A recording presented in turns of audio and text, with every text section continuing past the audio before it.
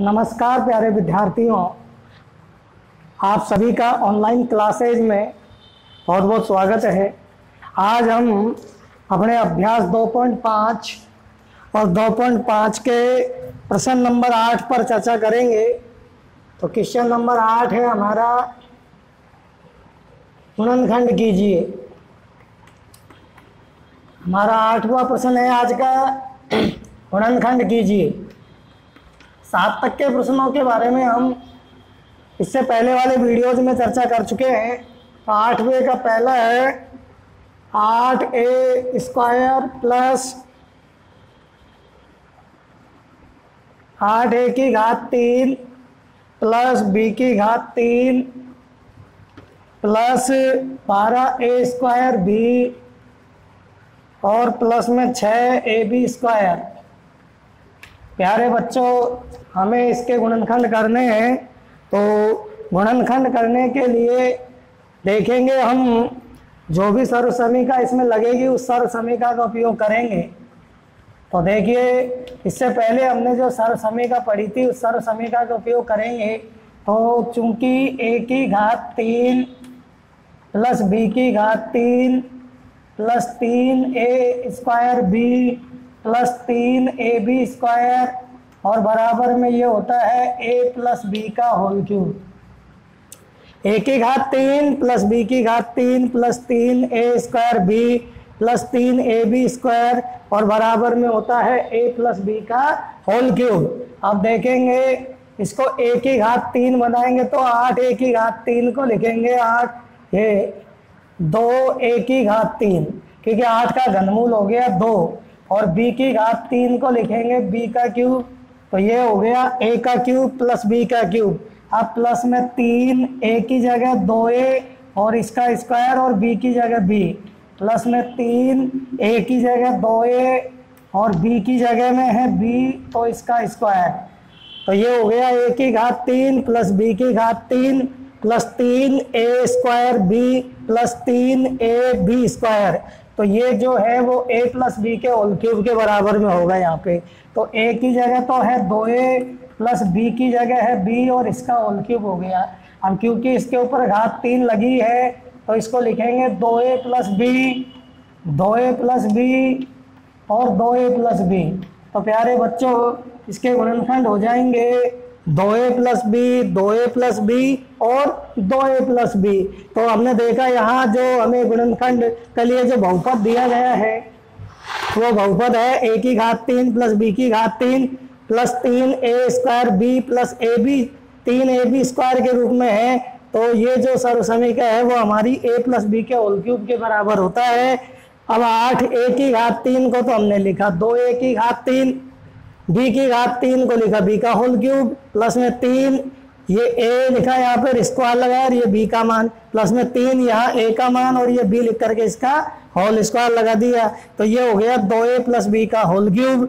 अब क्योंकि घात 3 लगी है तो इसको हम 3 बार लिखेंगे 2a plus b, 2a plus b और 2a प्लस b। इस तरीके से प्यारे बच्चों इस पहले सवाल के हमारे गुणनखंड होंगे। अब आप देखेंगे इसका नेक्स्ट देखेंगे, और नेक्स्ट में जो हमें प्रश्न दिया है वो प्रश्न है तीसरा। देखेंगे इसका दूसरा बिल्कुल ऐसा कैसा है, यही सवाल है लेकिन माइनस किया गया है उसमें।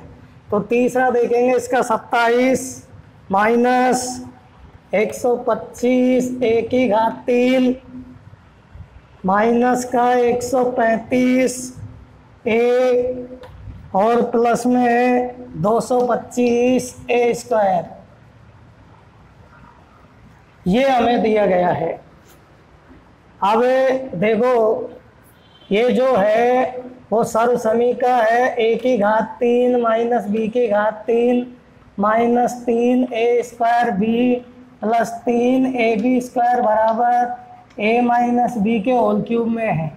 क्योंकि यहाँ माइनस लगा है तो माइनस वाली सर्वसमीका, और सभी जगह प्लस के चिन्ह लगे हैं तो प्लस वाली सर्वसमीका से होंगे। अब 27 को तो हम लिखेंगे 3 का होल क्यूब माइनस 125 a³ को लिखेंगे 5a का होल क्यूब, क्योंकि 125 का घनमूल हो गया 5 और a³ का घनमूल हो गया a। तो ये a की घात 3 माइनस b की घात 3 हो गया। अब माइनस के 3, a की जगह 3 और इसका स्क्वायर, और b की जगह 5a है, और प्लस में 3 और a की जगह तो है 3 और b की जगह है 5a, तो इसका स्क्वायर हो गया। तो ये हो गया a की घात 3 माइनस b की घात 3 minus 3a square b plus 3ab square, और ये हो जाएगा a माइनस बी का होल क्यूब। तो a की जगह 3 और b की जगह में है 5a, तो इसका होल क्यूब हो जाएगा ये 3 माइनस 5a का होल क्यूब। अब इसको 3 में लिखेंगे तो 3 माइनस 5a, 3 माइनस 5a और 3 माइनस 5a। तो विद्यार्थियों इसके गुणनखंड आ गए 3 माइनस 5a, 3 माइनस 5a और 3 माइनस का 5a आ गया। अगर यहाँ पे प्लस ही प्लस के चिन्ह लगे हैं तो a cube plus B cube plus 3a square b plus 3ab square वाली सर्वसमीका लगेगी, और यदि यहाँ माइनस है तो ये माइनस वाली सर्वसमीका का उपयोग होगा। 2 ही सर्वसमीकाएं इसमें उपयोग में आएंगी। अब हम इसका देखते हैं नेक्स्ट, और इसका नेक्स्ट जो है वो देखना है आपको पांचवा। इसका पांचवे में है 27 p की घात 3 माइनस 1 बटे में 216 माइनस के 9 बटे में 2 p स्क्वायर और प्लस में 1 बटे में 4p। हमें इसके गुणनखंड करने हैं। अब क्योंकि यहाँ माइनस माइनस लगा हुआ है तो माइनस वाली सर्वसमीका लगेगी हमारी a की घात 3 माइनस b की घात 3 बराबर वो a की घात 3 माइनस b की घात 3 minus 3a square b plus 3ab square बराबर में a माइनस b का होल क्यूब वाली सर्वसमीका का प्रयोग होगा इसके अंदर। तो 27 p की घात 3 को लिखेंगे 3p का होल क्यूब माइनस 1 बटे 216 को लिखेंगे 1 बटे में 6 का होल क्यूब, और माइनस के 3 a की जगह 3p इसका स्क्वायर और b की जगह में 1 बटे 6 प्लस में 3 a की जगह में 3p और b की जगह में 1 बटे 6 और इसका होल क्यूब। तो प्यारे बच्चों ये हो गई a की घात 3 माइनस b की घात 3 minus 3a square b plus 3ab का ab स्क्वायर।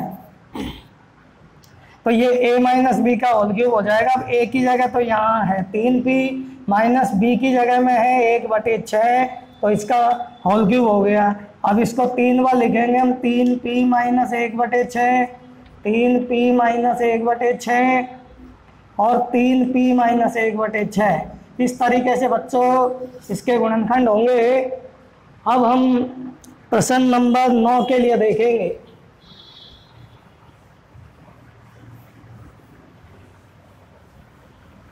प्रश्न नंबर 9 देखेंगे बच्चों, और 9वें प्रश्न में है सत्यापित करना है। इसमें 9वें में पहला है x की घात 3 प्लस y की घात 3 बराबर में x प्लस y और x square minus X Y plus Y square. और ये कह रहा है कि आप इसको क्या करेंगे, सिद्ध करेंगे कि ये x की घात 3 प्लस y की घात 3 जो है वो इसके बराबर होता है। ये हमें इसमें सिद्ध करना है। तो कैसे सिद्ध करेंगे वो देखेंगे हल में। और हल में हम क्या कर रहे हैं, इसका दायां पक्ष ले रहे हैं। यहाँ लिखेंगे दायां पक्ष लेने पर, दायां पक्ष लेने पर, तो दायां पक्ष है इसका x माइनस वाई और x स्क्वायर माइनस के वो x plus Y, X square minus X Y और प्लस के वाई स्क्वायर। जब सिद्ध करने वाले सवाल होते हैं तो हमें कोई एक पक्ष लेकर के और उसे दूसरे पक्ष के बराबर में सिद्ध करना होता है। तो हमने इसका दायां पक्ष ले लिया। जो जटिल पक्ष होता है ना उसको लेते हैं। तो ये बड़ा पक्ष है, इसका दायां पक्ष इसको लेकर के छोटे पक्ष के बराबर में सिद्ध करेंगे। तो देखिए इन दोनों कोष्टक का गुणा हो रहा है। तो पहले तो x का गुणा होगा x square minus X Y plus Y square के साथ, और फिर y का गुणा जो है वो होगा X square minus X Y plus Y square के साथ। प्यारे विद्यार्थियों, इन दोनों कोष्टक का यहाँ पे क्या हो रहा है, गुणा हो रहा है। तो पहले हमने x का गुणा इस कोष्टक के साथ कर दिया इधर, फिर प्लस के y का गुणा कर दिया। अब देखो x का गुणा एक्स स्क्वायर से करेंगे तो x की घात 3, x का माइनस एक्स वाई से करा minus X Y X square Y, और x का y स्क्वायर से करा एक्स वाई स्क्वायर, फिर y का गुणा एक्स स्क्वायर से करा तो एक्स स्क्वायर वाई, y का गुणा इससे करा माइनस एक्स वाई स्क्वायर, और y का y स्क्वायर से गुणा करा तो y की घात 3। देखो ये माइनस एक्स स्क्वायर वाई, ये प्लस का एक्स स्क्वायर वाई, ये प्लस का एक्स वाई स्क्वायर, ये माइनस का एक्स स्क्वायर वाई। तो यहाँ बच गए बच्चों x की घात 3 प्लस y की घात 3, और ये हमारा बायां पक्ष सिद्ध हो गया है। और यहाँ लिख देंगे इति सिद्धम। इस तरीके से हम इसको सिद्ध कर देंगे। क्या किया हमने, जो भी हमें सिद्ध करना था उसका हमने एक पक्ष ले लिया, हमने यहाँ पे इसका दायां पक्ष लिया और दाएं पक्ष को हल करके और बाएं पक्ष के बराबर ले आए।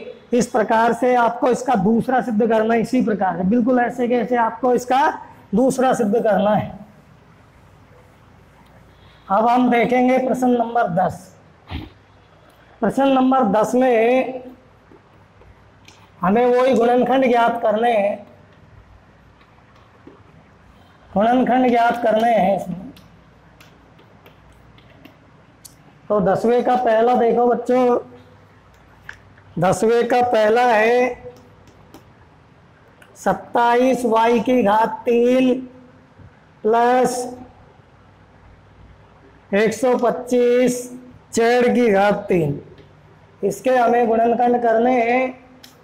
अब देखो 27y की घात 3 को तो लिखेंगे 3y का होल क्यूब, और 125 z को लिखेंगे 5 z का होल क्यूब। अब ये हमारी सर्वसमीका बन गई a का क्यूब प्लस b का क्यूब, और बराबर में होता है a प्लस b और a square minus A B plus B square. इस सर्वसमीका की सहायता से इसको हल करना है। तो ये हो जाएगा 3y की घात 3 प्लस 5 z की घात 3 बराबर में, पहले कोष्टक में जो है वो a का मान और ये b का मान हो गया। अब a प्लस b करना है तो 3y प्लस 5z और a स्क्वायर करेंगे तो 3y का स्क्वायर माइनस के 3y गुणा में 5z और प्लस में 5z का स्क्वायर। ये a प्लस बी, ये a स्क्वायर माइनस में ए बी और ये प्लस में बी स्क्वायर। तो ये हो गया इसका 3y प्लस 5z, 3y का वर्ग हो गया 9y स्क्वायर, इन दोनों का गुणा करा तो माइनस के 15yz और 5z का वर्ग हो गया 25z स्क्वायर, और ये इसके क्या हो गए, गुणनखंड हो गए। तो हमें इसमें जो सर्वसमीका लगानी पड़ी वो सर्वसमीका थी a की घात 3 प्लस b की घात 3 बराबर a plus B, A square minus A B plus B square से इसको हमने खोल दिया। a प्लस बी किया तो a और b कर दिया a प्लस बी, ये a का स्क्वायर माइनस 3 माइनस में a और b का गुणा हो गया प्लस में b स्क्वायर हो गया, 3y का वर्ग 9y स्क्वायर, इन दोनों का गुणा करा तो माइनस के 15yz और 5z का वर्ग हो गया 25z स्क्वायर। अब इसका दूसरा देखेंगे, इसका दूसरा है 64 m की घात 3 माइनस में 343 n की घात 3। इसके हमें गुणनखंड करने हैं। तो 64 m की घात 3 को तो लिखेंगे 4 m की घात 3 और 343 n की घात 3 को लिखेंगे 7 n की घात 3।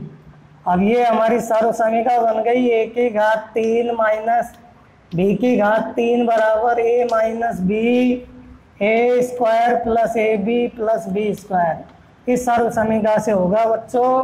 तो ये हो गया 4m की घात 3 माइनस 7n की घात 3 बराबर में, ये a का मान और ये b का मान। तो पहले a माइनस बी के रूप में लिखेंगे तो 4m माइनस 7n हो गया, ये 4m का स्क्वायर और प्लस में 4m गुणा 7n और प्लस में 7n का स्क्वायर हो गया।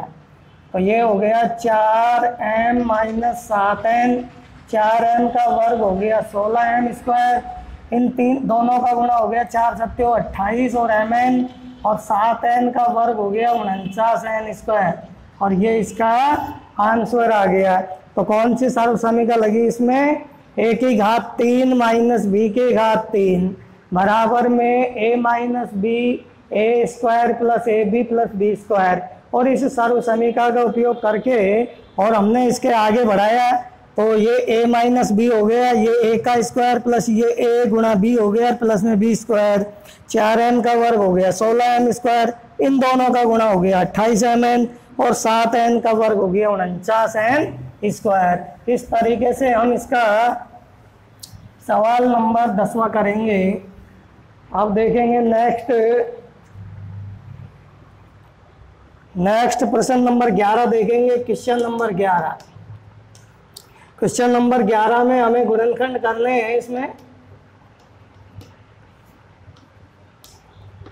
और गुणनखंड करने हैं 27x की घात 3 प्लस y की घात 3 प्लस z की घात 3 माइनस के 9xyz के गुणनखंड करने हैं। तो देखो बच्चों, एक सर्व समीकरण आपको हमने लिखाई थी, a की घात 3 प्लस b की घात 3 प्लस c की घात 3 माइनस के 3 abc बराबर, और ये बताया था आपको a plus b plus c और a का स्क्वायर प्लस b का स्क्वायर प्लस c का square minus ab minus bc minus ac। ये सर्व समीकरण नंबर 10 थी हमारी। अब इसका उपयोग हम कैसे करेंगे जो देखिए, 27x की घात 3 को तो लिखेंगे 3x का होल क्यूब प्लस y की घात 3 को लिखेंगे y का होल क्यूब और z की घात 3 को लिखेंगे z क्यूब। तो ये a की घात 3 प्लस ये b की घात 3 प्लस c की घात 3 माइनस में 3, a की जगह 3x, b की जगह में y और c की जगह में z और बराबर में ये हो गया a की घात 3 प्लस b की घात 3 प्लस c की घात 3 माइनस में 3abc हो गया। अब बराबर में a की जगह तो देखो 3x प्लस b की जगह y और c की जगह z हो गया। अब इधर देखेंगे तो हमें जो है दूसरे कोष्टक के लिए मान रखना होगा। अब दूसरे कोष्टक में देखो a का स्क्वायर है तो 3x का स्क्वायर और b का स्क्वायर करेंगे तो y का स्क्वायर और c की जगह स्क्वायर करेंगे तो z स्क्वायर माइनस में a और b का गुणा करेंगे तो माइनस में 3x गुणा y, फिर माइनस में b और c का गुणा करेंगे तो y गुणा z और माइनस में a और c का गुणा करेंगे तो 3x गुणा में z।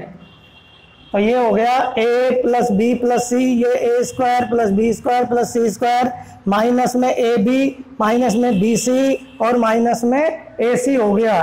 तो सर्व समीकरण a की घात 3 प्लस b की घात 3 प्लस c की घात 3 माइनस 3abc बराबर में a plus B plus C, ये a square plus B square plus C square minus A B minus में बी सी माइनस में ए सी हो गया। तो ये हो गया देखो 3x plus Y plus Z, ये तो a प्लस बी हो गया, और इधर 3x का वर्ग हो गया 9x स्क्वायर, y का वर्ग हो गया y स्क्वायर, z का वर्ग हो गया z स्क्वायर, इन दोनों का गुणा हो गया माइनस 3xy, उन दोनों का गुणा हो गया माइनस yz, और ये हो गया माइनस में 3xz, और ये इसके गुणनखंड हो गए।